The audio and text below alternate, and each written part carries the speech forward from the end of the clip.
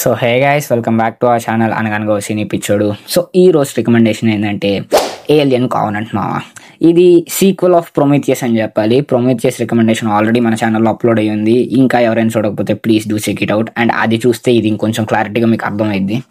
So movie plot విషయానికి వస్తే, Prometheus ఎక్కడైతే ఎండ్ అయిద్దో ఆ తర్వాత ఒక 100 years తర్వాత ఈ మూవీ స్టార్ట్ అయ్యింది బ్రో. మన హ్యూమన్స్ ఆల్రెడీ మన వేరే గ్రహాన్ని కనిపెట్టడానికి వెళ్ళారని అక్కడ వాళ్ళకి తెలిసిద్ది. అండ్ వాళ్ళు వీళ్ళని కనిపెట్టడానికి ఇంకా రెస్పాన్స్ రాలేదు వాళ్ళ నుంచి అని అక్కడ వాళ్ళని కనిపెట్టడానికి ఇక్కడ వాళ్ళు మన భూమిలో నుంచి అక్కడికి వెళ్తారు వాళ్ళ కోసం.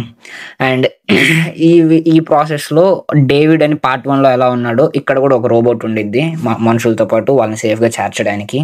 అండ్ ఆ రోబోట్, ఈ డేవిడ్ అనే రోబోట్ వాళ్ళు కలుస్తారు కూడా ఆ ప్లానెట్కి వీళ్ళు రీచ్ అయ్యాక. అండ్ అక్కడ డేవిడ్ ఏం చేస్తున్నాడు, ఎలా బ్రతుకున్నాడు, ఇంకా పవర్ సోర్స్ లేకుండా ఒక రోబోట్ అక్కడ.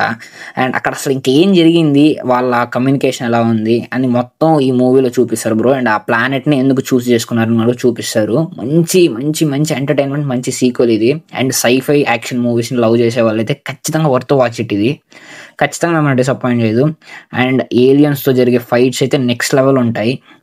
పార్ట్ 1 ప్రొమీథియస్ కానీ మీకు నచ్చినట్టయితే, అండ్ ఇది next level movie bro. And part 1 క్లైమాక్స్లో అనేది ఈ క్లైమాక్స్లో కూడా ఒక చిన్న ఇవ్వనట్టు సీక్వెల్ ట్విస్ట్ ఇచ్చి ఎండ్ చేస్తారు మూవీని. ఖచ్చితంగా వర్త్ వాచ్ ఇట్ అని చెప్పాలి. పిక్చర్ హైయెస్ట్ అయ్యి యాక్షన్ సీక్వెన్సెస్ అయితే. సో దట్స్ ఇట్ మా. ఇలాంటి మరిన్ని రికమెండేషన్స్ అండ్ రివ్యూస్ కోసం ప్లీజ్ డూ ఫాలో అనగనగా సినీ పిచ్చోడు.